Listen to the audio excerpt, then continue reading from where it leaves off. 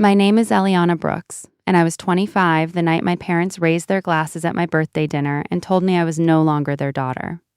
My mother said it softly, and that was the part that made it worse.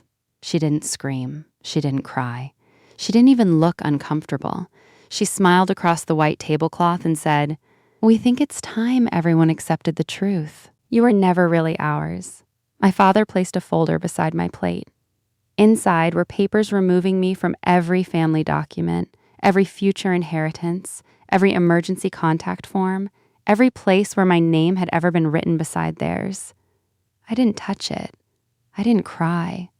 I just looked at both of them and let the silence sit there between the candles and the untouched cake. Because what they didn't know was that I had already found the family they thought I didn't have.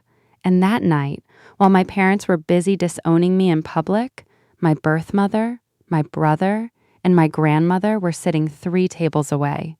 They had heard every word. And when my mother finally turned around and saw them, it was the first time in my life I watched her lose control of a room. The restaurant was called Marlowe's. It was the kind of place my parents only chose when they wanted people to notice the bill. Dim lights, tall wine glasses, napkins folded like little white birds, a pianist in the corner playing soft music for people who wanted their cruelty served quietly. My mother, Patricia Brooks, had chosen the restaurant herself. That should have warned me. Patricia did not celebrate me unless the celebration served a purpose.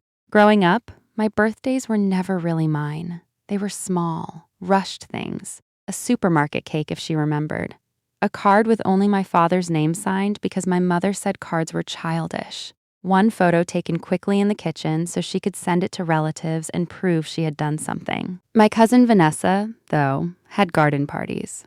Balloon arches, custom cakes, matching dresses, professional photographers. Vanessa was my aunt's daughter. Vanessa was blood. That word followed me around my childhood like a shadow I was not supposed to notice. Blood. Family. Real. I heard it in small ways first. When relatives said I had my mother's smile, my mother would laugh and say, "Not really." When my aunt brought gifts for the other children and forgot mine, she would say, "Oh, sweetheart, I didn't know you'd be here. I was always there." That was the thing. I was always in the room, just never fully included in it. By the time I turned 10, I had learned how to make myself easy. I asked for less, ate last, smiled quickly, apologized before anyone blamed me. I thought if I became useful enough, quiet enough, grateful enough, maybe one day they would stop treating me like a guest who had overstayed. I didn't know then that some people don't want you small because you are difficult. They want you small because small people are easier to use. I left home at 18 with 2 bags, a scholarship letter, and no one standing in the driveway. My father said, "Call when you reach." My mother said, "Don't embarrass us." Those were my goodbye blessings. I studied business administration at a state college, worked evenings at a bakery, and took weekend shifts at a hotel reception desk. I learned how to survive on black coffee and discounted bread. I learned how to smile at strangers while my feet ached. I learned that peace in a rented room was still better than comfort in a house where love came with conditions. By 25, I had a decent job as an office manager at a legal consulting firm. That mattered. Not because the job made me rich. It didn't. But because it taught me paperwork. It taught me that people reveal themselves in documents long before they reveal themselves in conversation. Names, signatures, dates, beneficiaries, ownership, transfers. The truth always leaves a paper trail. And 6 months before my birthday dinner, I found mine. It started with a medical form. My doctor had asked about family health history, and for the first time, I realized I had no real answers. Patricia always said everyone in the family was fine, which was her way of ending questions she didn't want to answer. So I requested old records, birth records, adoption records, anything I was legally allowed to access. I expected delays. I expected red tape. I did not expect the envelope that arrived one rainy Thursday evening. Inside was my original birth certificate. My name had been different. My mother's name was not Patricia Brooks. It was Mara Bennett. I remember sitting on my kitchen floor with the paper in my lap, staring at that name until the letters stopped looking like letters. Mara Bennett. A woman I had never met. A woman who had given birth to me. A woman who, according to the records, had been 19 years old when I was born. I should have felt angry. Maybe I did. But mostly, I felt hollow. Because it meant every strange moment in my childhood suddenly had a shape. Every cold pause. Every joke about blood. Every time my mother looked at me like I had been assigned to her instead of loved by her. I wasn't shocked that I was adopted. I was shocked by how much sense it made. 2 weeks later, I found Mara. I didn't plan some dramatic reunion. I sent one message through an adoption contact registry. I wrote only 3 lines. My name is Eliana. I believe you may be my birth mother. If you do not want contact, I will understand. She replied in 14 minutes. 14 minutes. After 25 years of feeling like I had to earn every response, this stranger answered me in 14 minutes. Her message said, "I have waited for this every day of your life." That was the sentence that broke me. Not because it fixed anything, because it told me I had been wanted somewhere. Mara and I met at a small cafe outside the city. She arrived early. I saw her before she saw me. She had my eyes, my hands, the same nervous habit of touching her necklace when she was trying not to cry. She stood when I walked in, then stopped halfway, like she didn't know if she had the right to hug me. So I hugged her first. She cried into my shoulder and kept saying, "I'm sorry, I'm sorry, I'm so sorry." Later, when we could talk, she told me the story. She had been young, alone, pressured by her parents, told adoption would give me a better life, told she would ruin me if she kept me. She said she signed the papers because everyone in the room convinced her love meant letting go. Then she spent 25 years wondering if I hated her. I didn't. That surprised me too. There are some wounds that need an enemy, and some that only need the truth. Mara introduced me to my younger brother, Noah, who was 21 and awkward and kind. He brought me a coffee the first time we met, then admitted he didn't know what I drank, so he bought 3 different ones. And then there was my grandmother, Celeste. She was small, sharp-eyed, and fearless. The first thing she said to me was, "You look like your mother when she's about to win an argument." Then she hugged me so tightly I could barely breathe. For 6 months, we built something slowly. Sunday lunches, long phone calls, old photo albums, stories about people I came from. Nobody asked me to perform gratitude. Nobody reminded me what I owed them. Nobody measured my worth against what I could provide. They just made space. That was the hardest part to trust. Being unwanted teaches you suspicion. Being wanted feels dangerous at first. Then, in early May, my mother called. "Eliana," she said, with a sweetness I had not heard in years. "Your father and I want to take you somewhere nice for your 25th. A proper dinner." A proper dinner. I almost laughed. Not because it was funny, because suddenly, after 24 birthdays treated like errands, my 25th deserved fine dining. Something was wrong. I heard it in her voice.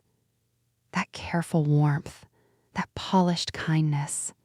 My mother only sounded gentle when she was holding a knife behind her back. I said yes. Then I hung up and called Mara. I told her everything. The adoption records, the dinner invitation, the feeling in my stomach that this was not a celebration. Mara listened quietly.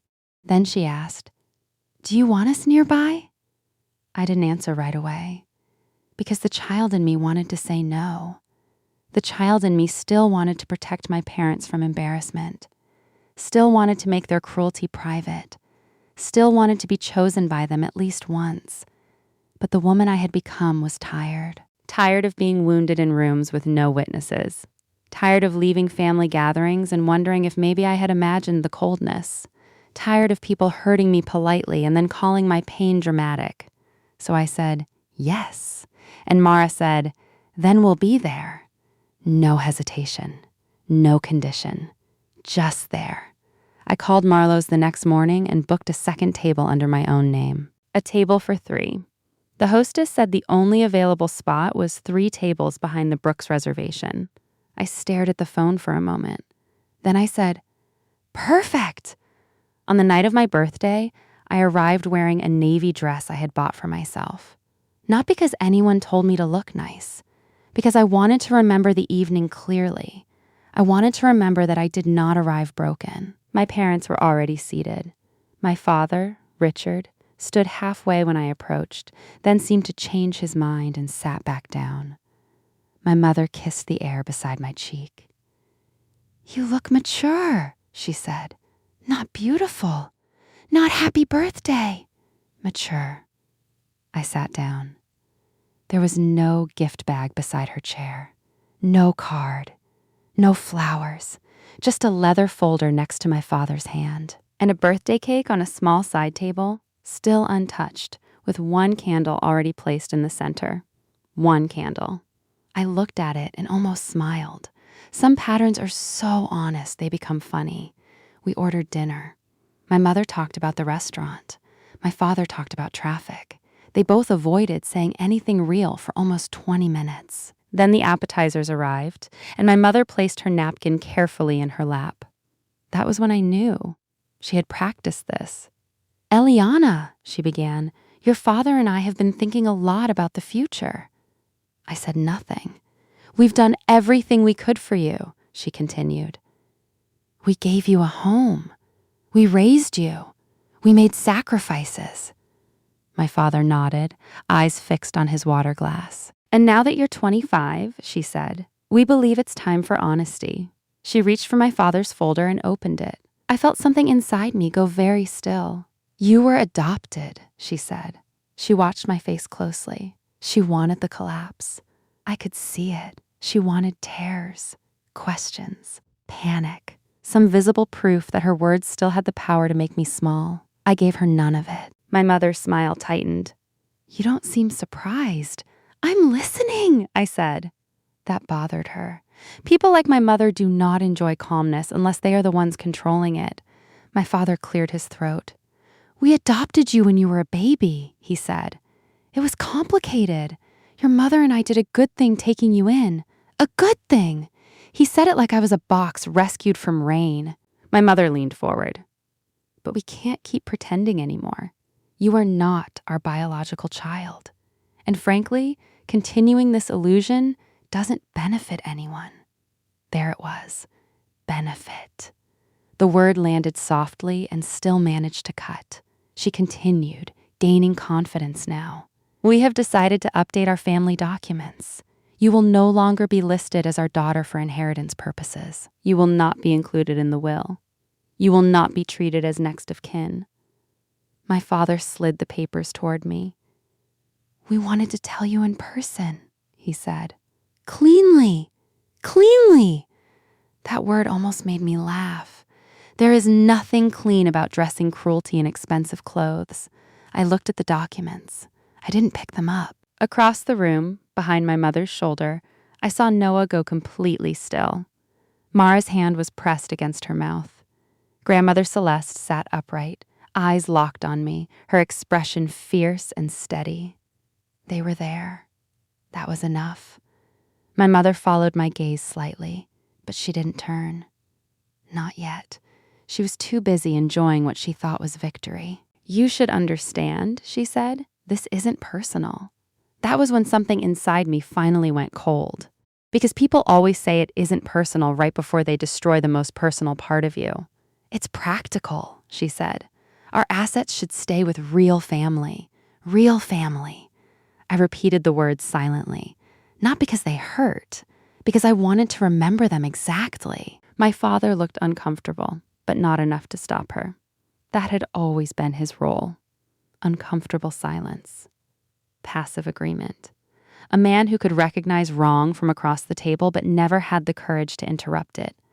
My mother took out a pen and placed it on top of the papers. "There is also a statement here," she said, "just acknowledging that you understand and accept the change." I looked at the pen, then at her. "You want me to sign something at my birthday dinner?" Her face hardened for half a second. Then the smile returned. It's better to handle emotional matters quickly. Emotional matters. That was what I was to her. A file to close, a loose end, a name to remove. I reached for my water and took a sip. My hand did not shake. That felt like a miracle. No, I said. My mother blinked. No, no. The silence changed. My father finally looked at me properly. My mother gave a small laugh, the kind people give when they are pretending not to be angry. Eliana, don't make this difficult. I'm not. You are. I haven't raised my voice. That made her eyes sharpen. She hated when I used facts calmly. My father leaned in. Ellie, it's just a signature. No, I said again. My mother's patience cracked. After everything we did for you, this is how you behave? And there she was, the real woman beneath the restaurant lighting. You should be grateful, she said. Do you know how many children never get adopted? Do you know what your life could have been? I looked at her then, really looked at her. The woman who had turned my childhood into a debt I could never repay. The woman who gave me shelter and called it love. The woman who had mistaken my silence for weakness because it had been convenient for her to do so. I know exactly what my life could have been, I said. My mother frowned. Before she could answer, my Aunt Linda appeared beside the table. Of course she did. She had been waiting nearby, just like I suspected. She wore pearls and a smile too wide for coincidence. Oh, she said. I didn't realize this was happening now, she realized. Everyone at that table knew she realized. My cousin Vanessa stood behind her, arms crossed, watching me with the same bored superiority she had worn since childhood. Linda touched my mother's shoulder. We only want what's fair, she said. Fair. I almost admired how easily cruel people borrowed beautiful words. Vanessa looked at me and shrugged. It's not like you didn't know you were different. My father whispered, Vanessa! But again, not enough to matter, not enough to protect. My mother picked up the pen and held it out to me. Sign it, Eliana. I looked past her again. This time, Mara stood. Slowly. Not dramatically. Just enough. My mother noticed my eyes move, and for the first time that night, uncertainty crossed her face. What are you looking at? I placed my napkin on the table. Then I picked up my purse and removed my own folder. Plain. Cream-colored. No label. My father's eyes dropped to it immediately. What is that? He asked. The reason I'm not signing anything. My mother laughed once. Eliana, don't be theatrical. I opened the folder. Inside were 3 things. My original birth certificate, printed messages from the adoption registry, and a photograph taken 2 months earlier of me sitting between Mara, Noah, and Celeste at a Sunday lunch, all of us smiling like people who had found something they thought was gone forever. I placed the birth certificate on the table first. My mother looked down. Her face changed before she could stop it. Because there was Mara Bennett's name. Not as a rumor, not as a threat, as fact. Then I placed the photograph beside it. My Aunt Linda leaned forward. Vanessa's smirk disappeared. My father whispered, You found her. I nodded. Yes, my mother stared at the photograph, then at me. You had no right to do this behind our backs. That sentence told me everything. Not, are you okay? Not, why didn't you tell us? Not even, I'm sorry. Just anger that I had found a truth she no longer controlled. I had every right, I said. My mother's voice dropped. You don't know those people. I looked at her. No, I said. I know you. That landed. She looked away first. For the first time that night, Patricia Brooks looked small, but only for a second. Then she reached for the only weapon she had left. We raised you, she said. Whatever fantasy you've built with strangers, we are the ones who kept you. Kept. Not loved. Kept. Like a receipt. Like storage. Like something maintained until it was no longer useful. I closed my folder. Then I said the sentence I had been holding in my chest since the moment I sat down. My birth family is sitting 3 tables behind you. Nobody moved. Not at first. The words seemed to hang above the table, too large for anyone to touch. My mother stared at me. What? They've been here the whole time. My Aunt Linda's hand flew to her throat. Vanessa turned first, then my father, then, slowly, my mother. She turned around like a woman walking toward a locked door she already knew had opened. 3 tables away, Mara stood with tears in her eyes. Noah stood beside her, jaw tight.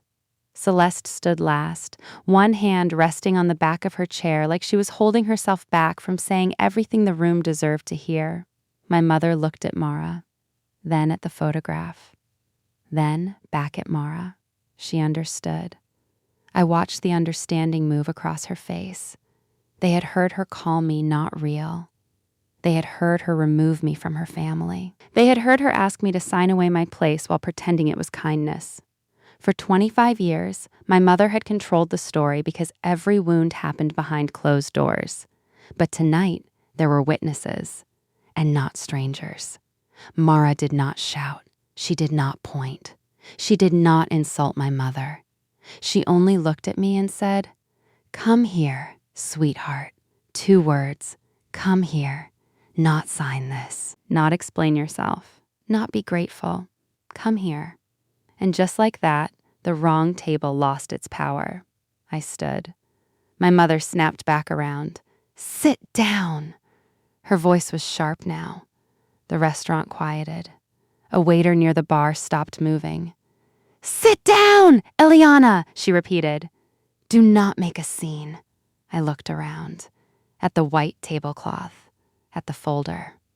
At the pen. At the one candle waiting beside a cake nobody had meant with love. Then I looked at my mother. "I'm not making a scene," I said. "I'm leaving one." My father closed his eyes. Maybe that hurt him. Maybe it should have. I picked up my folder. My Aunt Linda started speaking quickly. "Eliana, don't be emotional. You're proving exactly why this needed to be handled carefully." I turned to her. "You told me blood mattered when I was 8 years old." Her mouth closed. "You made sure I understood I wasn't part of this family long before tonight." Vanessa looked away. My mother stood so quickly her chair scraped against the floor. "After everything we sacrificed for you," she said, louder now, "you humiliate us like this?" People were watching openly, she noticed. That made her angrier. "We gave you a home," I nodded. "You did. We fed you. Yes. We clothed you. Yes. And this is your thanks?" I looked at her for a long moment. Then I said, softly, "You keep listing expenses because love was never on the receipt." The restaurant went silent. My mother's face went pale with rage. My father put his hand over his mouth. I didn't wait for a response. There was nothing left at that table that I needed. I walked past my mother, past my aunt, past Vanessa, past the cake with 1 candle, 3 tables, maybe 15 steps. But it felt like crossing my whole life. When I reached Mara, she opened her arms. This time I didn't hesitate. I walked into them. Noah put 1 arm around both of us. Celeste touched my face with both hands and said, "There you are. Not where have you been? Not why didn't you come sooner? Just there you are." Like I had arrived late to a place that had always expected me. Behind me, my mother was still standing. I could feel her watching. Then her voice cracked across the room. "She's confused," Patricia said. "She's being manipulated." Mara's arms tightened around me. Celeste turned her head slowly. For 1 terrifying second, I thought she was going to walk over there. But she didn't. She only said, loud enough for the room to hear, "No, Patricia, she's finally being believed." My mother had no answer for that, because it was not an accusation. It was a verdict. I sat down at their table. The hostess had placed a 4th chair there. I had noticed it earlier, but not let myself think about it. A 4th chair. Waiting. Mara wiped her eyes and gave a small, embarrassed laugh. "We asked for it just in case," she said. "Just in case. My whole childhood, I had been treated like extra weight. And here were people who had prepared a chair for me before knowing whether I would be brave enough to use it." That was when I finally cried. Not at the betrayal. Not at being disowned. Not at the papers. I cried because there are some kinds of kindness your body does not know how to receive quietly. Noah pushed a small plate toward me. Chocolate cake. With a candle in it. Not one lonely candle in the middle of a cake nobody cared about. One candle lit by people watching my face like my wish mattered. Make one, Noah said. I looked at the flame. For years, my wishes had been small. Let dinner be peaceful. Let Mom be in a good mood. Let Dad defend me this time. Let me belong. But sitting there with Mara's hand around mine, Noah beside me, Celeste watching over us like a guard dog in pearls, I realized I did not want to wish for a place anymore. I had one, so I blew out the candle without asking for anything. Behind us, my mother's voice rose and fell. My aunt tried to calm her. My father said almost nothing. That was the last family dinner I ever attended with the Brooks. My mother sent messages the next morning, first angry, then wounded, then strangely sweet. She said I had embarrassed her. Then she said she missed me. Then she said she hoped I understood she had only been trying to protect the family. Protect. Another beautiful word in the mouth of someone who had used it badly. My father texted once. I should have handled that differently. That was all. Not, I'm sorry I let her hurt you. Not, you deserved better. Just differently. And maybe that was the closest he could get to honesty. I did not reply. Silence became the first boundary I ever kept without guilt. In the months after, I learned the truth about the documents. There was not even much money involved. That was the ridiculous part. My parents had not disowned me to protect some great fortune. They had done it to protect an idea. The idea that family was something they could define and revoke. The idea that I should be grateful for crumbs because I had not been born at their table. The idea that blood mattered only when it helped them exclude me. But blood was not what saved me that night. Truth did. Choice did. The people who stood up when I crossed the restaurant did. I spent the next birthday at Mara's house. Celeste made too much food. Noah bought a cake with 25 candles because he said we had missed too many and needed to catch up. Mara gave me a photo album. The first page had my baby photo from the adoption file. The next page had a picture from the restaurant. Me sitting at their table, eyes red, candle glowing in front of me. Under it, Mara had written, "The night you came home." I stared at those words for a long time. Home. Not the house where I learned to be useful. Not the table where I learned to be quiet. Not the family that waited until my birthday to tell me I was removable. Home was the place where a chair was kept open without a performance fee. It took me 25 years to understand that being raised by someone does not always mean being loved by them. And being given away at birth does not always mean being unwanted. Sometimes the people who lose you spend a lifetime saving a seat. And sometimes the people who keep you only keep you until you stop serving their story. My parents disowned me at my 25th birthday. They thought it would break me. They thought I would beg. They thought I would sign whatever they placed in front of me because I was still that little girl trying to earn a candle, a smile, a place. But they forgot something. A person who has spent her whole life being treated like an outsider learns how to survive outside. And when my mother turned around and saw my real family standing 3 tables away, she finally understood what I had already learned. They had not left me with nothing. They had left me free. That night, I walked away from the table that counted what I cost and sat down with the people who never asked me to prove what I was worth. That was the first birthday I did not feel useful. It was the first birthday I felt wanted. And I have never gone back.